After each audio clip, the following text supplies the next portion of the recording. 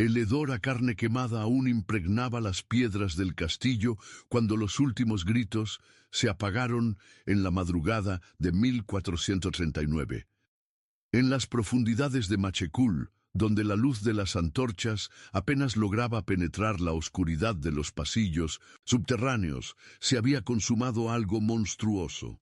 El barón Gilles de Rais, antaño compañero de armas de Juana de Arco y héroe de Francia, contemplaba con ojos vidriosos el resultado de su más reciente experimento. Sobre la mesa de piedra, fragmentos de piel humana todavía goteaban sangre coagulada, mientras que a su lado, en recipientes de bronce, la grasa derretida de niños comenzaba a endurecerse. Era la materia prima para sus macabras velas, iluminación que creía necesaria para comunicarse con las fuerzas de las tinieblas. El olor dulce y nauseabundo de la muerte infantil se mezclaba con el incienso quemado en los rituales satánicos, creando una atmósfera que haría retroceder incluso a los demonios en horror.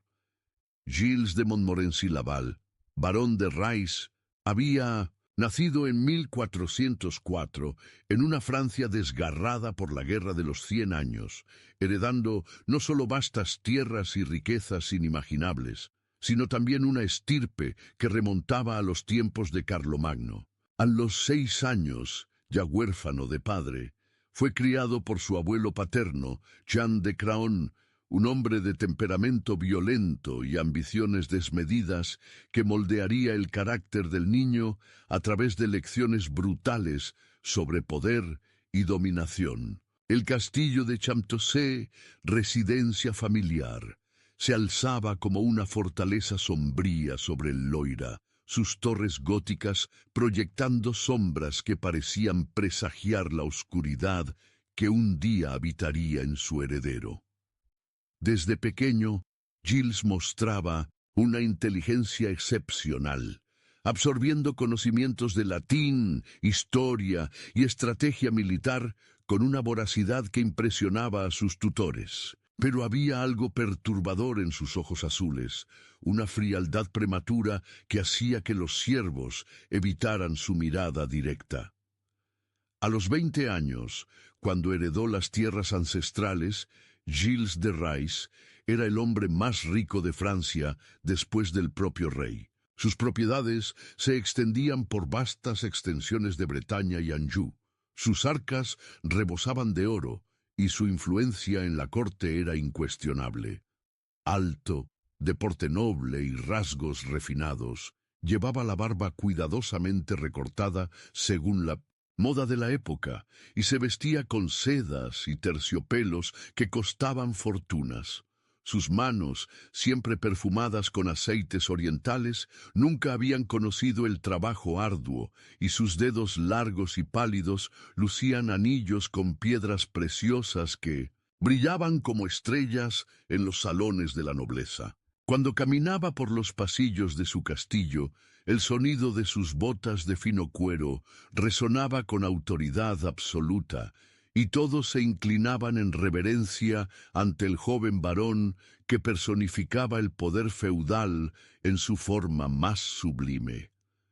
En 1427, a los 23 años, Gilles conoció a Juana de Arco, la campesina que afirmaba tener visiones divinas y una misión sagrada de expulsar a los ingleses del suelo francés. Algo en la intensidad mística de la joven despertó en Gilles una fascinación que trascendía la mera curiosidad política. Juana hablaba de voces celestiales con una convicción que electrizaba el aire a su alrededor, y sus ojos ardían con una fe capaz de mover montañas. Para Gilles, habituado al escepticismo calculador de la nobleza, aquella pureza espiritual representaba algo nuevo y magnético. Decidió financiar la campaña de la doncella de Orleans con recursos propios, equipando ejércitos enteros y convirtiéndose en la mano derecha militar de Juana. Codo a codo cabalgaron hacia Orleans sitiada, donde Gilles demostró un valor excepcional en las batallas, luchando con una ferocidad que impresionaba hasta a los veteranos más endurecidos. Durante los meses en que acompañó a Juana, Gilles vivió lo que quizá fue el único período genuinamente luminoso de su existencia. En las tiendas militares, a la luz de hogueras que crepitaban en la noche, escuchaba las oraciones fervorosas de la joven y sentía algo cercano a la redención espiritual. Juana lo trataba como a un hermano mayor, confiándole secretos sobre sus visiones y pidiéndole consejos sobre estrategia militar. Hubo momentos en que el varón llegó a creer que Dios realmente hablaba a través de aquella campesina analfabeta y que él mismo había sido elegido para participar en una misión divina. Tras la liberación de Orleans, cuando Carlos VII fue coronado en Reims con Juana y Gilles a su lado, el varón experimentó una gloria que jamás había conocido. Ahí estaba él, en el centro del poder francés, reconocido como héroe nacional. Mariscal del reino a los 25 años, con el futuro brillando ante él como una promesa dorada. Pero en mayo de 1431 todo se derrumbó cuando Juana fue capturada por los borgoñones y vendida a los ingleses. Gilles, que se encontraba en sus tierras cuando supo la noticia, sintió que algo moría dentro de él. La joven que representaba la luz divina en su vida estaba ahora prisionera de los enemigos, destinada a la hoguera por herejía. Durante meses, movió cielos y tierra intentando organizar un rescate, gastando fortunas en sobornos y conspiraciones que nunca se concretaron. El 30 de mayo de 1431, cuando las llamas consumieron a Juana de Arco en la plaza del mercado de Rouen, algo se rompió definitivamente en el alma de Gilles de Rais. Testigos relataron que, al recibir la noticia, el varón permaneció en silencio durante horas, mirando fijamente al vacío, como si contemplara un abismo invisible que se abría ante él. Los meses que siguieron a la muerte de Juana marcaron el inicio de una transformación aterradora en la personalidad de Gilles.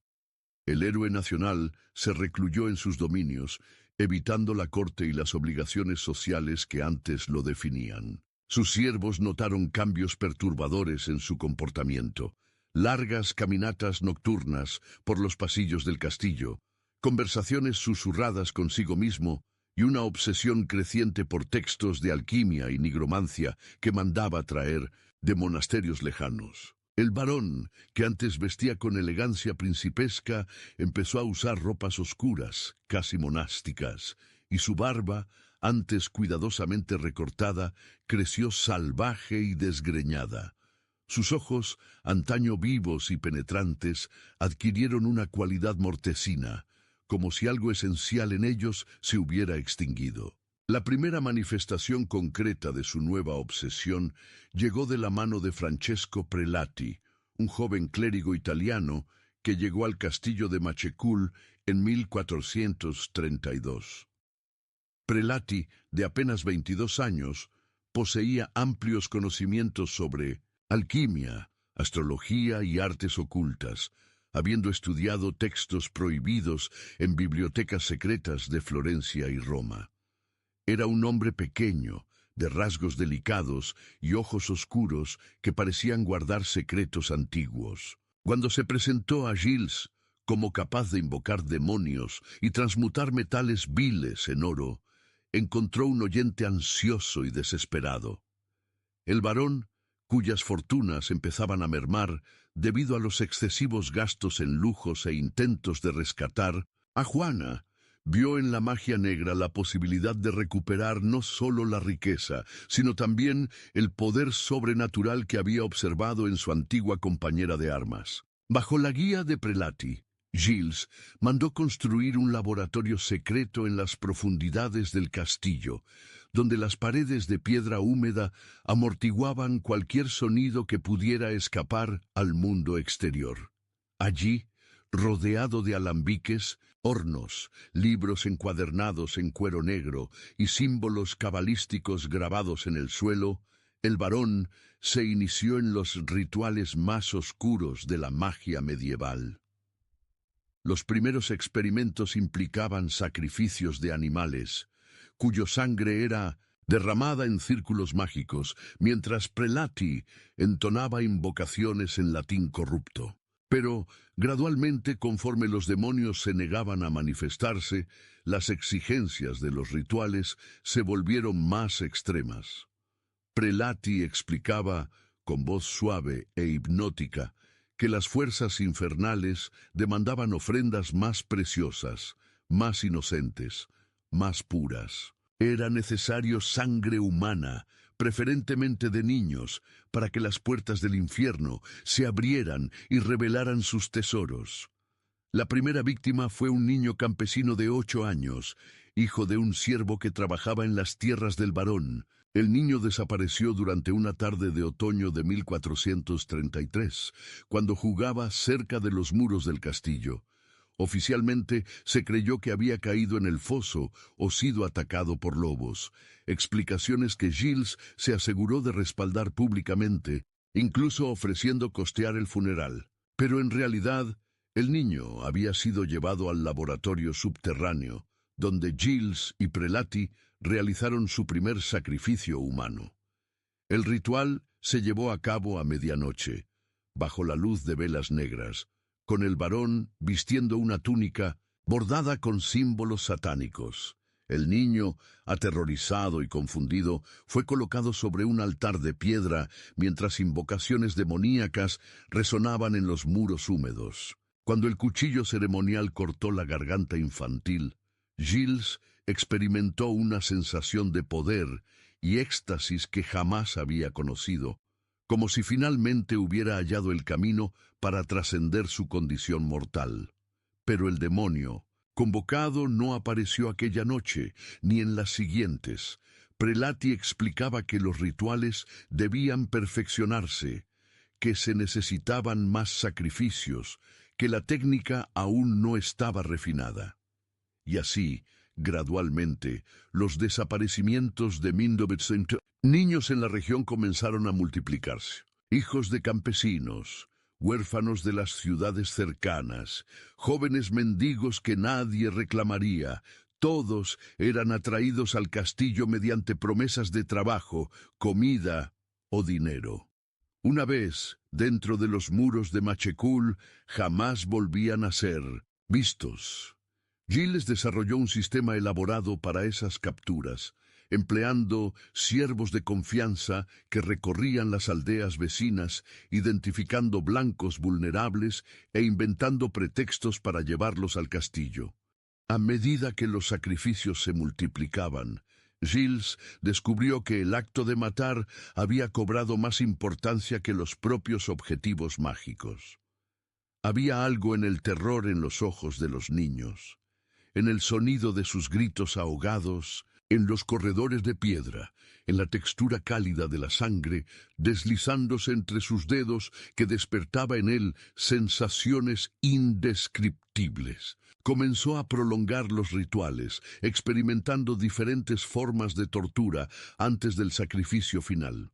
Las víctimas eran mantenidas en celdas subterráneas durante días, alimentadas y atendidas como animales preciados antes de su muerte. Gilles las visitaba con regularidad, observándolas con fascinación científica, estudiando cómo el miedo transformaba sus expresiones, cómo la esperanza moría paulatinamente en sus rostros infantiles. El proceso de creación de las velas de grasa humana se desarrolló naturalmente a partir de esos experimentos.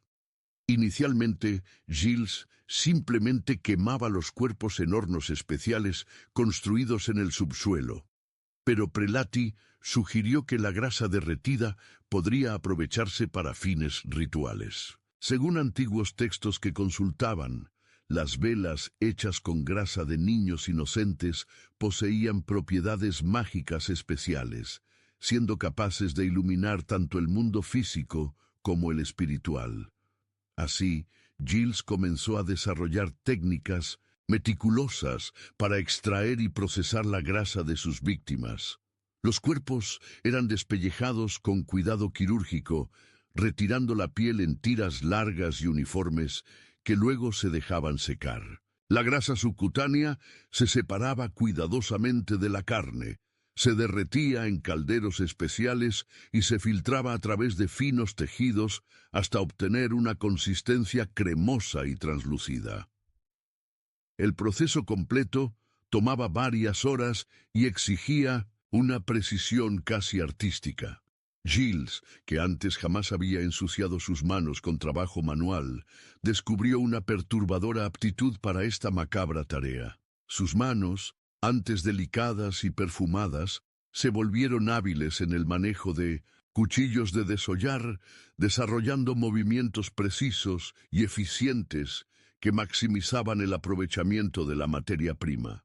La grasa extraída se mezclaba luego con cera de abeja y se aromatizaba con especias orientales, creando velas que ardían con una llama extrañamente azulada y exhalaban un perfume dulce y empalagoso que enmascaraba parcialmente el olor subyacente a carne humana. Estas velas se utilizaban exclusivamente en los rituales más importantes, iluminando invocaciones demoníacas con una luz que Gilles creía sagrada para las fuerzas de las tinieblas. Entre 1433 y 1440, se estima que más de 200 niños desaparecieron en las tierras controladas por Gilles de Rais.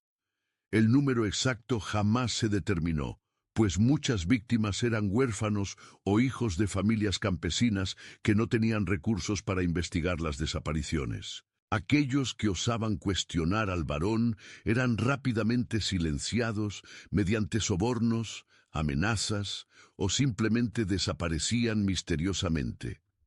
El clima de terror en la región era palpable.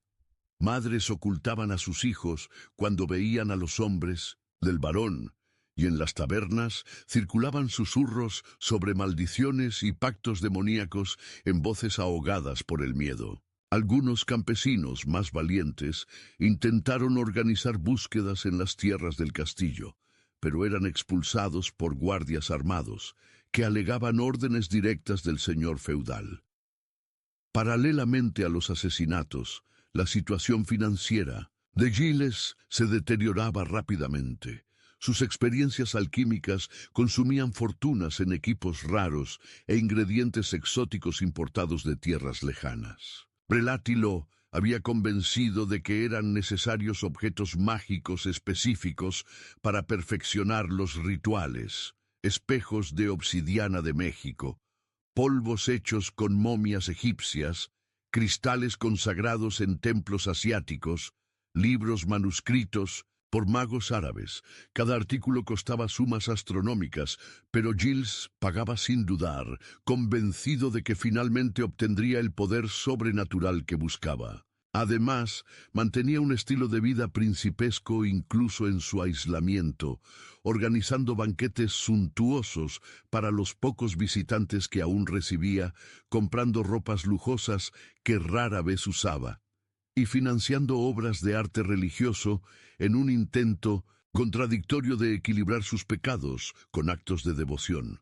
En 1435, obligado por las crecientes deudas, Gilles empezó a vender sus propiedades ancestrales. Primero fueron las tierras menos productivas, luego castillos secundarios y finalmente propiedades que habían pertenecido a la familia durante generaciones. Cada venta suponía un golpe a su orgullo aristocrático, pero él se justificaba con la promesa de que pronto los demonios le entregarían tesoros que harían irrelevantes esos sacrificios. Su hermano René y otros parientes cercanos intentaron intervenir, organizando consejos familiares donde suplicaban que Gilles abandonara sus obsesiones y regresara a la vida normal. Pero el varón recibía tales intervenciones con creciente frialdad, alejándose cada vez más de cualquiera que cuestionara sus actividades. La paranoia comenzó a dominar sus pensamientos a medida que pasaban los años sin que los demonios se manifestaran. Gilles empezó a desconfiar de todos a su alrededor, incluido Prelati, quien a su vez insinuaba que quizás los rituales estaban siendo saboteados por fuerzas divinas. El italiano, al notar que la paciencia de su patrón se agotaba, intensificó los rituales e inventó explicaciones cada vez más elaboradas para el fracaso de las invocaciones. Según él, los ángeles guardianes de los niños sacrificados interferían en los rituales, y era necesario encontrar víctimas aún más puras o desarrollar técnicas más extremas para neutralizar la protección celestial. Estas explicaciones solo alimentaban la obsesión de Gilles, quien comenzó a buscar niños cada vez más pequeños, llegando al punto de sacrificar bebés de apenas meses de edad. Los métodos de tortura también se sofisticaron con el tiempo. Lo que había comenzado como asesinatos relativamente rápidos durante rituales mágicos se transformó en una explotación sistemática de diferentes formas de infligir sufrimiento. Gilles descubrió que prolongar la agonía de las víctimas intensificaba su propia excitación y empezó a experimentar técnicas de tortura que había aprendido en libros medievales sobre la Inquisición y la justicia criminal. Algunos niños eran mantenidos con vida durante semanas, siendo torturados gradualmente mientras Gilles observaba sus reacciones con interés científico. Él llevaba diarios detallados de esos experimentos, registrando métodos, duración, reacciones de las víctimas y sus propios sentimientos durante el proceso. El laboratorio subterráneo se convirtió en una galería de horrores que superaba las fantasías más sombrías de las novelas góticas. Además de los equipos alquímicos tradicionales, Gilles mandó instalar instrumentos de tortura medievales: potros, tenazas calientes, clavos para arrancar uñas, látigos con puntas metálicas. Las paredes fueron cubiertas con símbolos satánicos, pintados con la sangre de las víctimas, y nichos especiales albergaban los cráneos de los niños sacrificados, cada uno marcado con la fecha de la muerte y detalles del ritual correspondiente. El olor permanente a muerte, incienso y sustancias químicas creaba una atmósfera que hacía que incluso los sirvientes más leales evitaran los pasillos cercanos a los sótanos. Durante ese período, Gilles también desarrolló una obsesión por textos religiosos, leyendo compulsivamente las escrituras y obras de teología en un intento contradictorio de comprender la naturaleza del mal que había abrazado.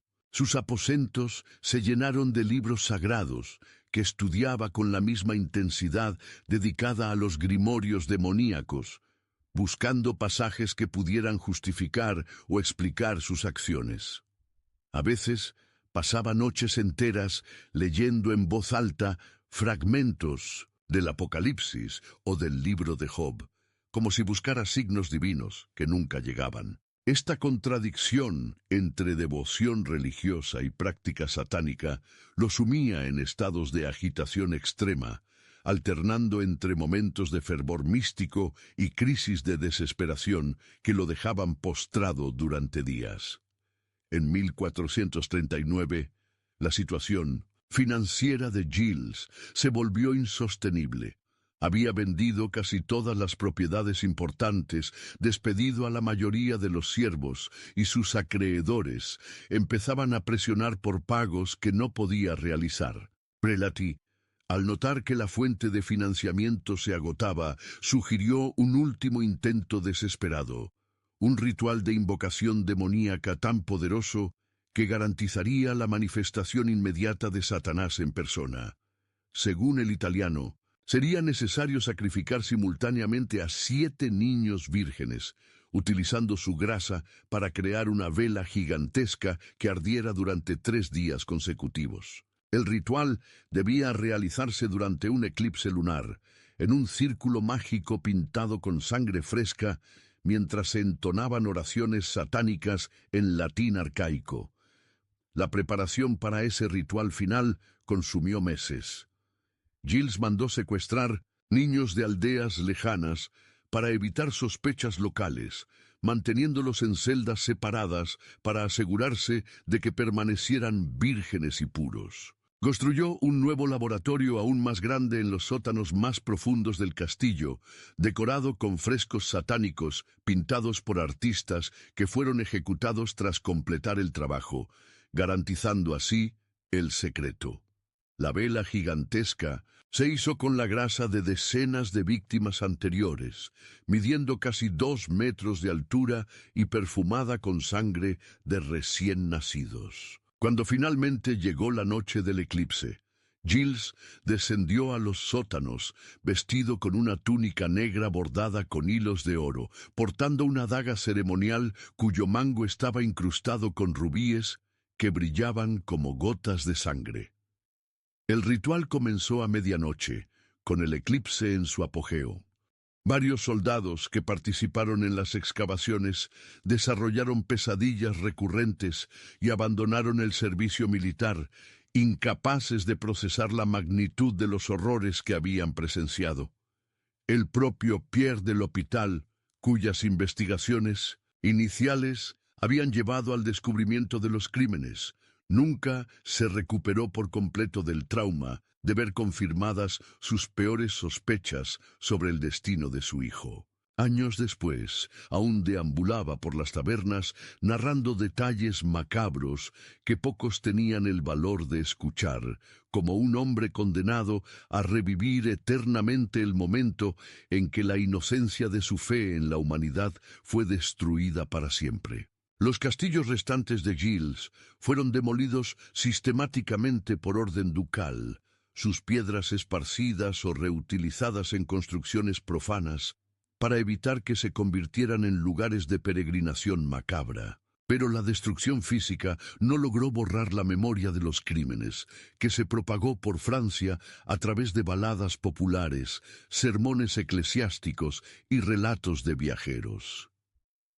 El nombre de Giles de Rys se convirtió en sinónimo de maldad absoluta, una referencia cultural que perduraría durante siglos como ejemplo extremo de la capacidad humana para el mal. Madres francesas comenzaron a usar su historia para asustar a los niños desobedientes, y su figura se transformó gradualmente en el personaje folclórico que inspiraría, siglos después, los cuentos de Barba Azul. Pero quizás el aspecto más perturbador del legado de Giles no fue la monstruosidad de sus crímenes, sino la normalidad de sus primeros años. Aquí estaba un hombre que había comenzado la vida con todas las ventajas imaginables: riqueza, posición social, educación refinada e incluso la oportunidad de participar en una causa verdaderamente noble junto a Juana de Arco. Su transformación de héroe nacional a monstruo sádico planteaba preguntas escalofriantes sobre la naturaleza humana y la fragilidad de la civilización. Si alguien como Giles, nacido en la nobleza y educado en los más altos valores cristianos, podía descender a tales profundidades de depravación, ¿qué esperanza quedaba para la humanidad en su conjunto? Teólogos de la época se ocuparon del caso intentando comprender cómo Dios permitió que tal maldad floreciera. Algunos argumentaban que Giles representaba una prueba divina de la fe colectiva, una tribulación similar a las descritas en el libro de Job. Otros veían en su historia una demostración de la absoluta necesidad de la gracia divina para mantener a la humanidad en el camino de la rectitud.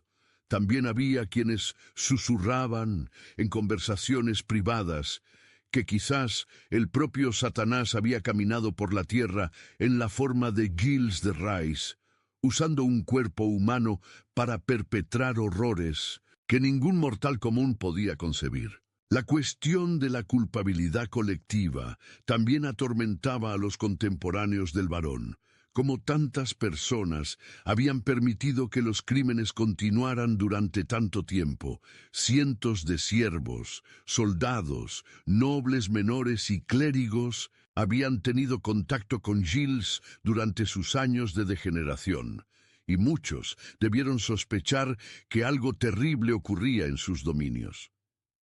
El silencio cómplice de la sociedad feudal, donde la palabra de un señor era ley absoluta y cuestionar la autoridad equivalía a muerte segura, creó el entorno perfecto para que la maldad floreciera sin obstáculos. Esta reflexión forzó una dolorosa reevaluación de las estructuras sociales medievales y del precio que la sociedad pagaba por su jerarquía inflexible.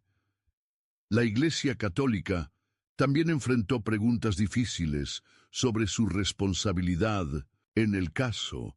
Gilles había sido educado en instituciones religiosas, participado regularmente en sacramentos e incluso financiado obras de caridad cristiana simultáneamente a sus crímenes más horrendos. ¿Cómo habían fallado los líderes espirituales en detectar o prevenir tal corrupción espiritual? La respuesta oficial enfatizaba el libre albedrío y la capacidad humana para elegir el mal incluso cuando uno estaba expuesto al bien. Pero esa explicación no satisfacía a quienes buscaban comprender las raíces más profundas de la monstruosidad. En los años posteriores a la ejecución surgieron relatos de fenómenos sobrenaturales en las antiguas propiedades de Gilles. Campesinos afirmaban escuchar gritos infantiles emanando de las ruinas del castillo de Machecoul durante noches de tormenta. Viajantes relataban avistamientos de una figura espectral que caminaba por los patios en ruinas, siempre portando una vela que ardía con llama azulada, incluso bajo lluvia torrencial. Algunos juraban haber visto niños fantasmales jugando en Mindomestento, los jardines abandonados, desapareciendo instantáneamente cuando alguien se acercaba. Aunque la Iglesia oficialmente desalentaba tales supersticiones, muchos clérigos locales creían en secreto que los crímenes de Gilles habían marcado esa tierra de manera permanente, creando una cicatriz espiritual que jamás sanaría del todo. La influencia de Gilles de Rais se extendió mucho más allá de su época, inspirando a generaciones de escritores, artistas y criminólogos a explorar las profundidades de la maldad humana.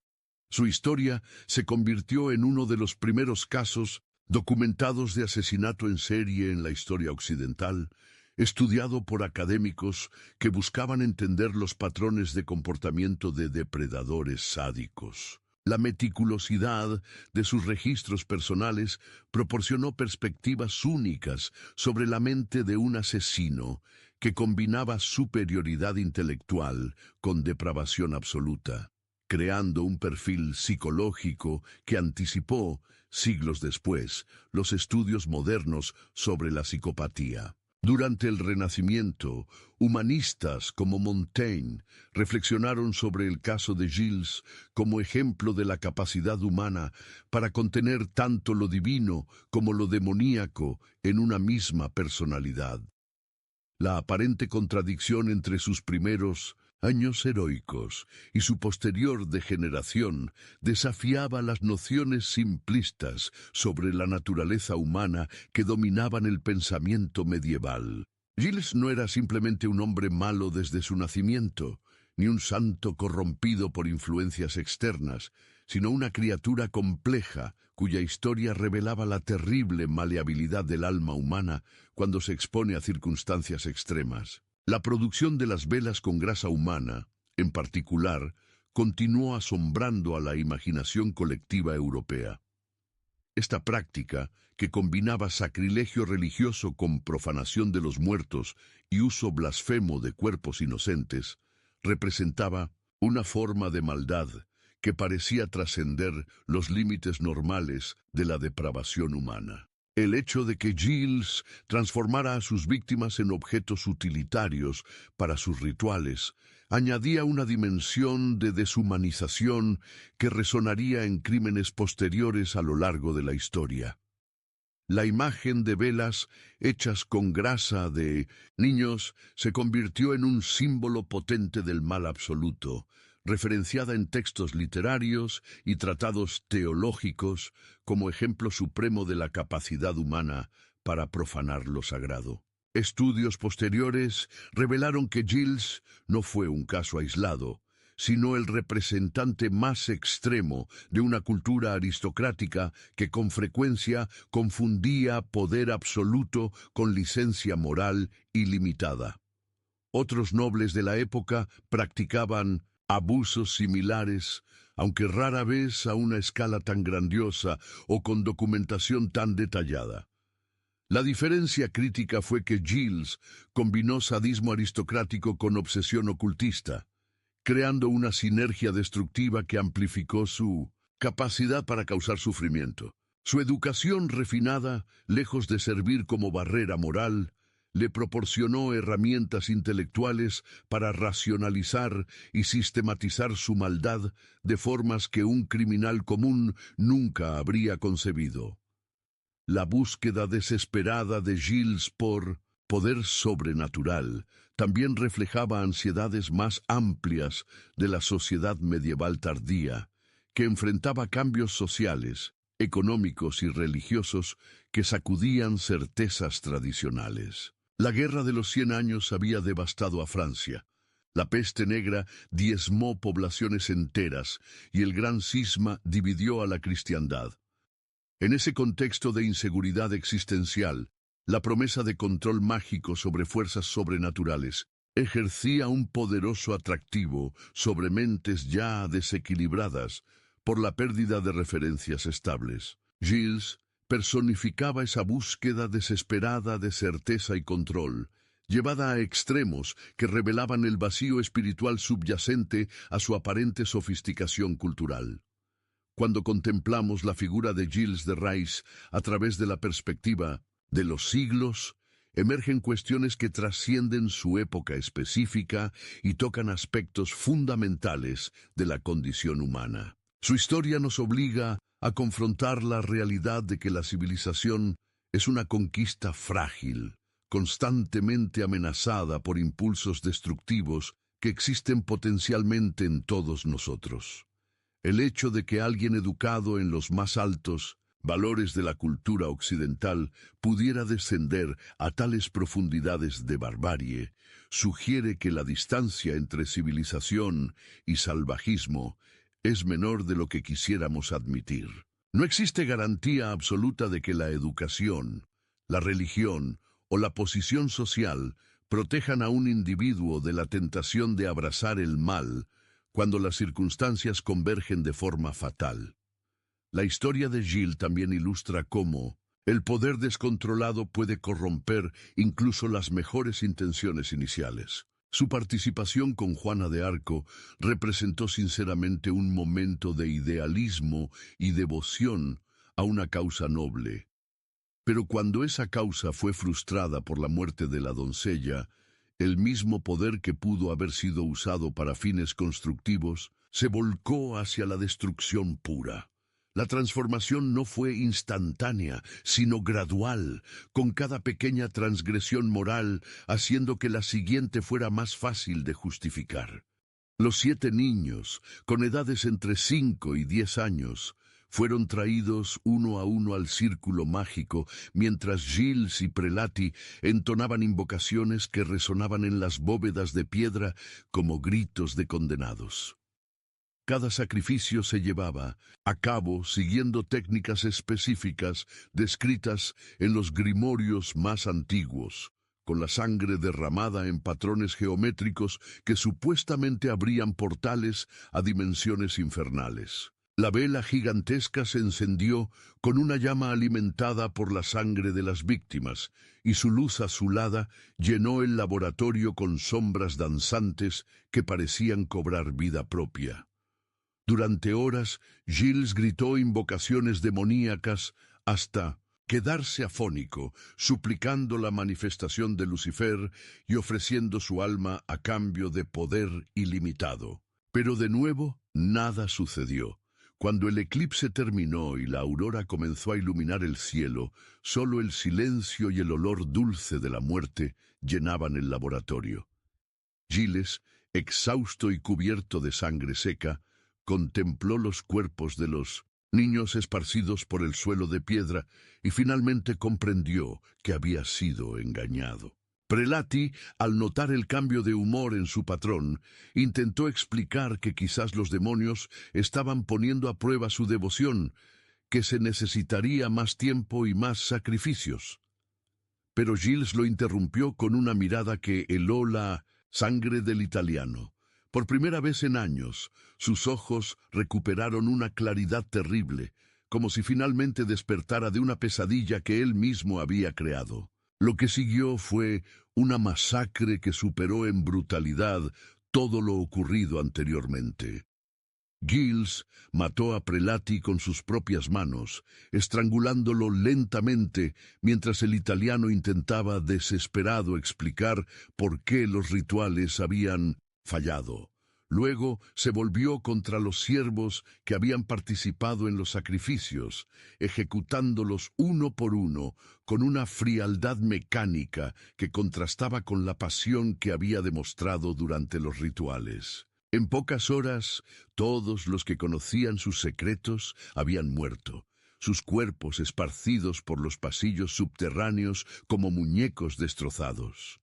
El castillo de Machecoul se transformó en una necrópolis silenciosa, donde solo Giles caminaba, entre cadáveres y sombras, finalmente solo con la magnitud de sus crímenes. Durante los días que siguieron a la masacre, Giles deambuló por los aposentos vacíos como un fantasma de sí mismo. Su apariencia, ya deteriorada por los años de obsesión, se volvió aún más aterradora. Las ropas lujosas fueron reemplazadas por harapos manchados de sangre. La barba creció desgreñada y sucia, y sus ojos adquirieron una calidad salvaje que recordaba a animales heridos.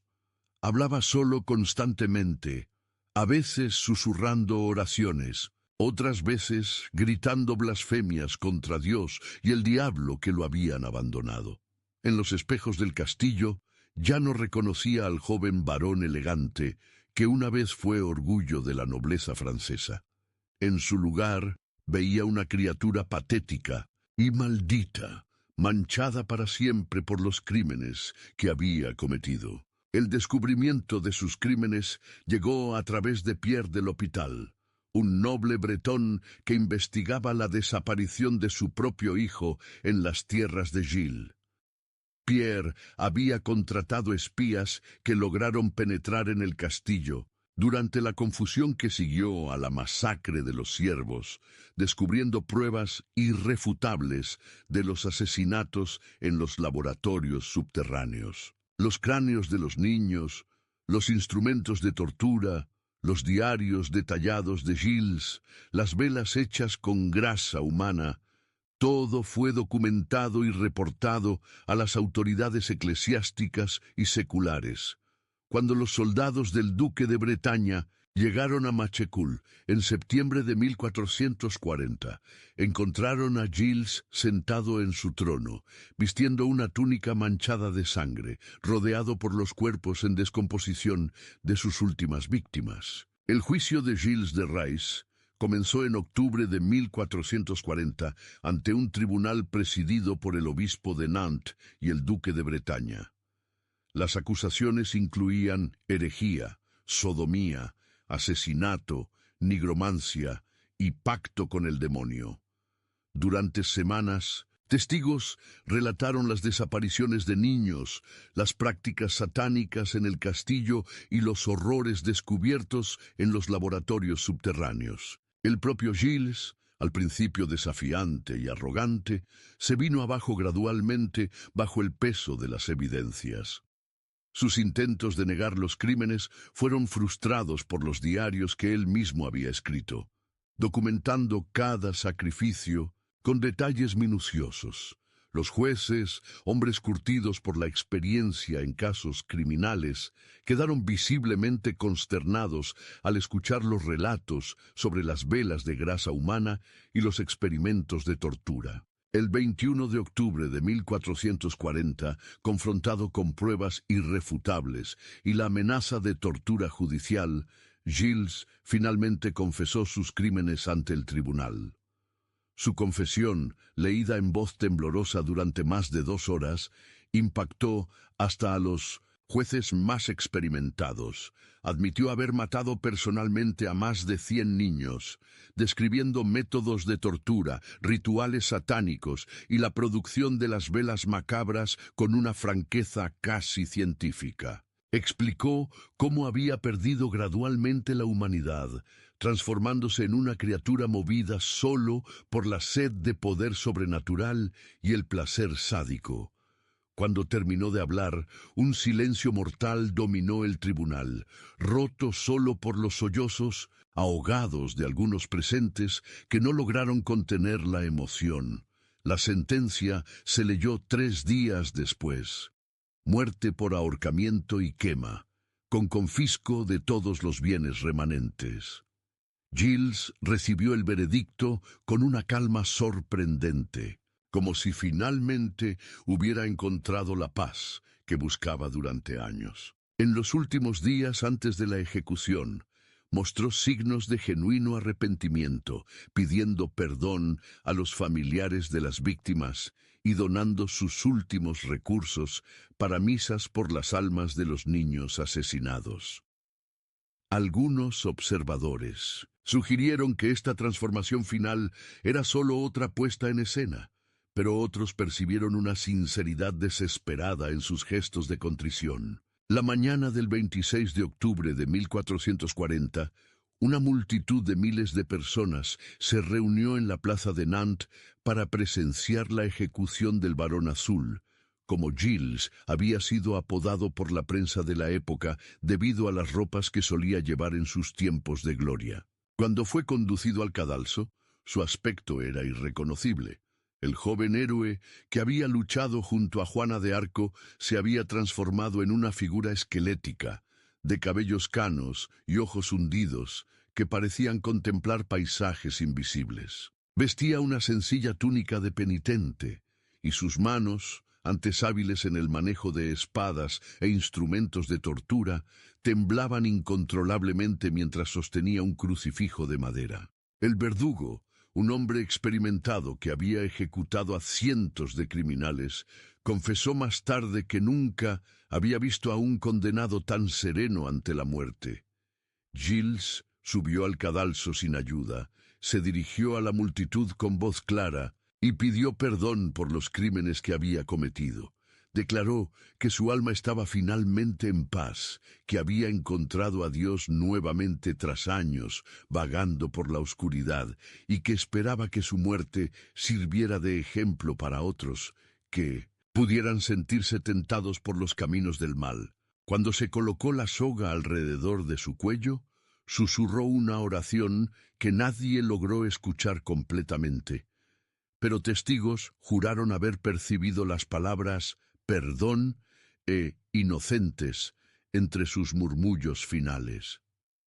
La ejecución se llevó a cabo a las 9 de la mañana, bajo un cielo gris que amenazaba con lluvia. Cuando la trampilla se abrió y Gilles cayó, un silencio absoluto dominó la plaza, interrumpido solo por el crujido de la soga y los gemidos ahogados de algunas mujeres en la multitud. Su cuerpo se meció durante largos minutos antes de quedar inmóvil, y luego fue bajado para ser quemado en una pira preparada especialmente para la ocasión. Las llamas consumieron rápidamente la figura delgado del antiguo varón, y en pocas horas no quedó más que ceniza que se dispersó en el Loira para que ningún vestigio físico de Gilles de Rais permaneciera sobre la tierra. En las semanas que siguieron a la ejecución, se organizaron expediciones para explorar completamente los sótanos del castillo de Machecoul. Lo que encontraron superó las peores expectativas. Cámaras secretas repletas de esqueletos infantiles, hornos donde huesos aún carbonizados atestiguaban masacres recientes y almacenes que contenían cientos de velas hechas con grasa humana. Los investigadores también descubrieron una biblioteca personal de Gilles con más de 200 volúmenes sobre magia negra, algunos escritos con tinta que análisis posteriores revelaron ser sangre humana. Mapas detallados de las propiedades mostraban la ubicación de fosas clandestinas donde se exhumaron más cuerpos, elevando el número total de víctimas a cifras que chocaron incluso a quienes estaban acostumbrados a la violencia medieval. Entre los hallazgos más perturbadores estaba un diario íntimo donde Gilles registraba no solo los detalles técnicos de los asesinatos, sino también sus reflexiones personales sobre la naturaleza del mal y de la redención. Páginas enteras estaban dedicadas a describir sus sentimientos durante los rituales, revelando una mente que había descendido a profundidades de depravación raramente documentadas en la historia humana. Hoy comprendí que Dios me abandonó por completo. Había escrito en una entrada fechada en 1438, y que solo en las tinieblas puedo encontrar algún vestigio de propósito para mi existencia maldita. Otros pasajes mostraban destellos de conciencia sobre la monstruosidad de sus actos, seguidos de racionalizaciones elaboradas que justificaban la continuidad de los crímenes. El impacto psicológico de estos descubrimientos en los investigadores fue devastador. Esta progresión incremental de la corrupción moral ofrece lecciones valiosas sobre la importancia de la vigilancia constante contra las tentaciones del poder absoluto.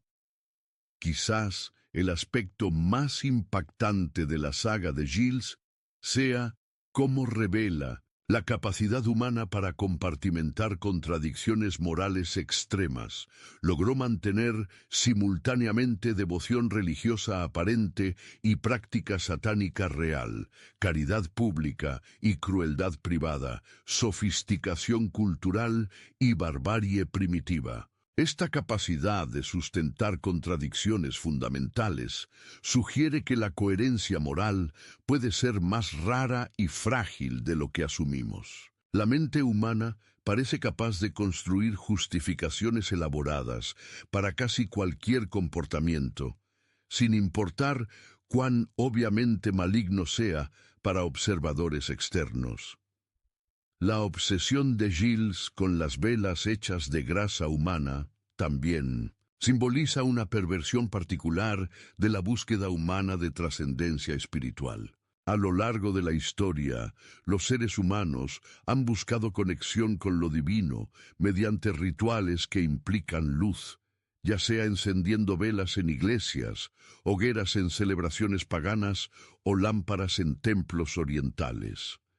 Gilles corrompió ese impulso universal, convirtiendo la luz sagrada en instrumento de profanación. Sus velas macabras representaban una antitrascendencia, una búsqueda de poder espiritual que negaba por completo los valores de compasión y reverencia por la vida que fundamentan toda religiosidad auténtica. El silencio que rodeó a los crímenes durante tantos años también revela aspectos perturbadores sobre la complicidad social y la facilidad con que las sociedades pueden ignorar el sufrimiento cuando esto sirve a sus intereses.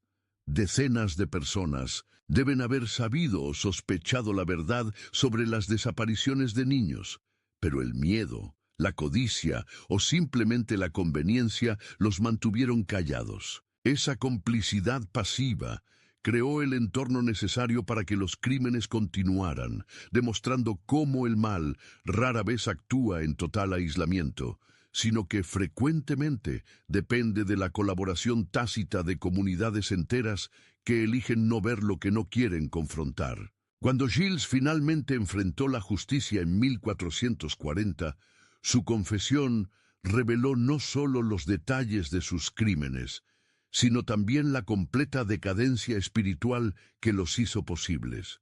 Sus palabras en el tribunal, descritas por testigos como desprovistas de cualquier emoción humana genuina, sugerían que se había transformado en algo fundamentalmente diferente a un ser humano normal. La frialdad científica con que describió torturas y asesinatos indicaba una desconexión total de la empatía básica que permite a los humanos reconocer el sufrimiento ajeno como moralmente relevante.